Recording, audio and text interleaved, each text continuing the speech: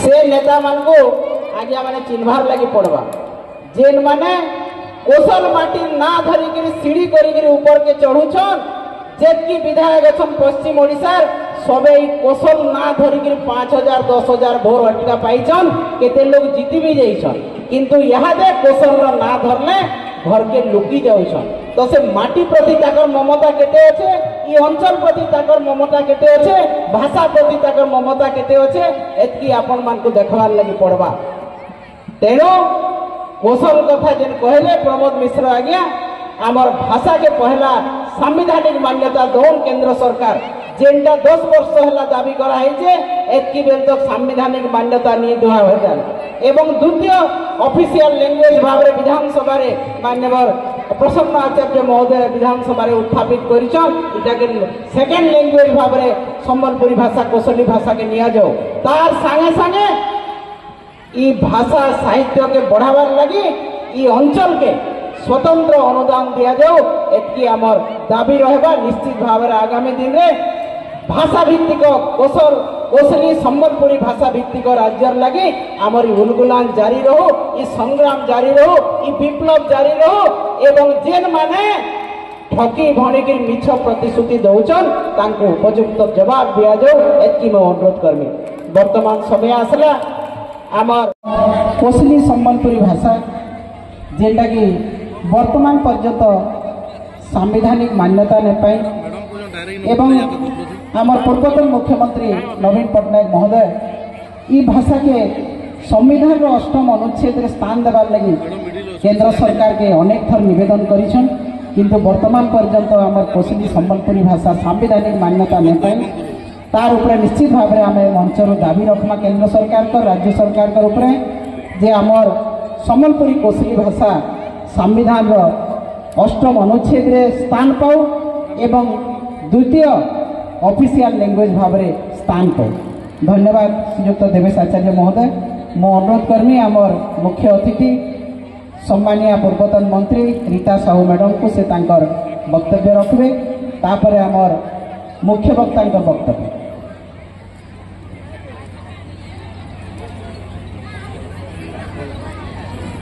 जय मां सम्मेलन जय भारत जय क्षेत्रपाल आज पपंगा पहाड़ महोत्सव अध्यक्षा आम अंचल प्रिय नेत्री तथा विजु जनता दल महिला सभा नेत्री स्नेहागिनी छुरिया मैडम बरगढ़ पूर्वतन विधायक देवेश आचार्य प्रमोद मिश्र आज्ञा उपस्थित समस्त जिला परिषद मेम्बर समस्त चेयरमैन वाइस चेयरमैन समस्त सम्मानित अतिथि तथा पपंगा पहाड़ उत्सव उपस्थित समस्त दर्शक बंधु समस्त को आज कार्यक्रम अभिनंदन जनाऊँ समस्त नमस्कार पपंगा पहाड़ महोत्सव गोटे ऐतिहासिक महोत्सव जेनटा कि दीर्घ 15 वर्ष है स्नेहागिनी मैडम नेतृत्व में कर आसुचन ये उत्सवटा साधारण कथा नुहे जेन प्रकार आयोजन तथा आपण सहयोग समस्त रही सब बेले आपण सहयोग आशीर्वाद रहो आमर मैडम स्नेहागिनी मैडम आउ थे मंच में विधायक होकर आसे आपण समस्त को अनुरोध कर तथा भिक्षा कर पपंगा पहाड़ महोत्सव आपण इतिहास जानीचन ये राज्य स्तरीय मान्यता लगी स्नेहागिनी मैडम तार प्रचेषा और आम पूर्वतन मुख्यमंत्री नवीन पट्टनायक आशीर्वाद और अनुदान आज एत सुंदर पपंगा पहाड़टा हो पार आपण उत्सव आज मत दीपक कहबार लगे सुजोग देखार मोर कमिटी कर्मकर्ता तथा मैडम को मैं अशेष धन्यवाद दूचे समस्त को नमस्कार धन्यवाद मैडम मुझे बेले एमएलए नहीं थी से ही समय मुझे आरंभ करी पपंगा पहाड़ महोत्सव आपण मान सहयोग पपंगा ग्रामवासी इन बसीछन समस्त व्यक्तिविशेष सागर महाकुर हो लक्ष्मीनारायण होता हो कृष्ण कुशुलिया हो एवं आहुरी अनेक आमर नेतृमंडली गाँव विशिष्ट व्यक्ति माने एवं सीताराम होता भाया स्वर्गत से भी आसिक आमर महोत्सव रे सामिल होकर कार्यक्रम के आरंभ करते जेन माने आज यह जगत रे नहीं तांको मुई श्रद्धांजलि अर्पण करुचे एवं जेन माने मोर संगे अच्छन तांको यथोचित सम्मान जनाऊँ। तो से सुंदर मुहूर्त जिते बड़े आरंभ होता से समय भी मुझे हारी करी तारपर आपण मानकर आशीर्वाद रे 2014 मसीह 2024 पर्यंत आपण माने मते विधायिका कले मते मंत्री कले एवं ये अंचल विकास संगे सामिल करे मु गोटे कथा कही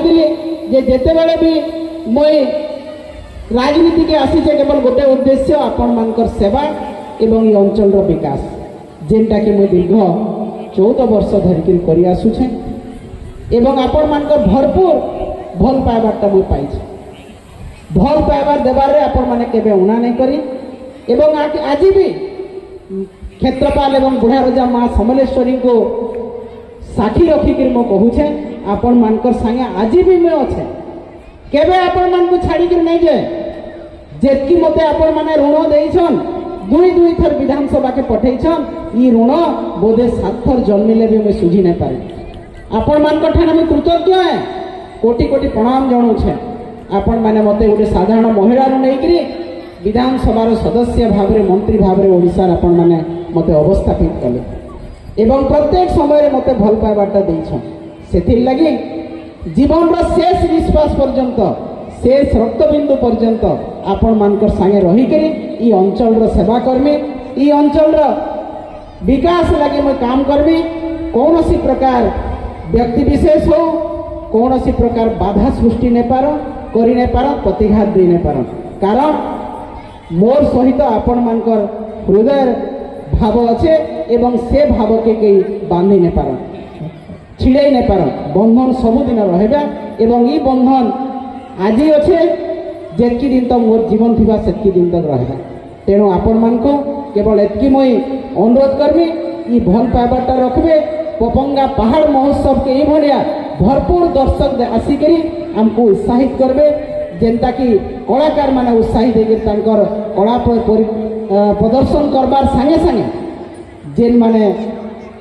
विशिष्ट व्यक्ति विशेष इन आसिक संबर्धित होकर आहरी समाज लगी किसी करबार लगी सुजोग पाइबे समस्त को मुझे धन्यवाद जनाऊे एत संख्यार आपण मैंने आसीछन एवं मंच उपरे आमर समस्त मुख्य अतिथि विशिष्ट अतिथि मुख्य वक्ता तांको मुई हृदय सहित धन्यवाद जनाऊे बहुत दूर भी आसिक मंच रे बसिक मंचर शोभा बढ़ाइबार संगे संगे आमको उत्साहित करिछन आपण मान को उत्साहित करिछन अनेक सांस्कृतिक कार्यक्रम रही आपण माने देखबे आपण मानकर लगी अनाहिजे एवं आसंता काली भी अनेक सांस्कृतिक कार्यक्रम अच्छे जेनटा आपण मानकर लगी आमे आनिछु देखबे बोली तेणु ये अवसर रे फेर थरे सपन को समस्त को मैं धन्यवाद जनाऊे कृतज्ञता जनाऊे ये भल पाइबाटा जारी रहू एवं ये पपंगा पहाड़ महोत्सव सबुदिन बंची रहू निश्चित भाव में मुझे धन्यवाद देमी आमर प्रिय मुख्यमंत्री पूर्वतन मुख्यमंत्री नवीन पट्टनायक महोदय को 2014 मसीह पपंगा पहाड़ के पर्यटन स्थल मान्यता देले एवं 1 कोटी टंका देकर तार पहाड़ विभिन्न प्रकार उन्नतिमूलक काम करिछन तार संगे संगे गिरी गोवर्धन पीठ विंध्यवासिनी पीठ बसेकेला गढ़ के भी पर्यटन स्थल मान्यता देकर कोटी कोटी टंका देकर तार पुनरुद्धार करा होचे सौंदर्यीकरण करा होचे एवं 24 वर्ष भितर आपण मानकर सेवा करिछन आमर पूर्वतन मुख्यमंत्री नवीन पट्टनायक एवं तांकर निर्देश रे आमे भी आपण मानकर सेवा वर्तमान पर्यंत करूछु आगामी दिन भी आपण मानकर सेवा कर्म कारण आपण माने आमर भगवान समस्त को धन्यवाद जनाऊे समस्त को कृतज्ञता जनाऊे एवं बहुत बहुत आपण मान को अभिनंदन जनाऊे आज महाविश्व संक्रांति पणा संक्रांति हनुमान जयंती एवं संविधान प्रणेता बाबा साहेब आंबेडकर जयंती अवसर में धन्यवाद।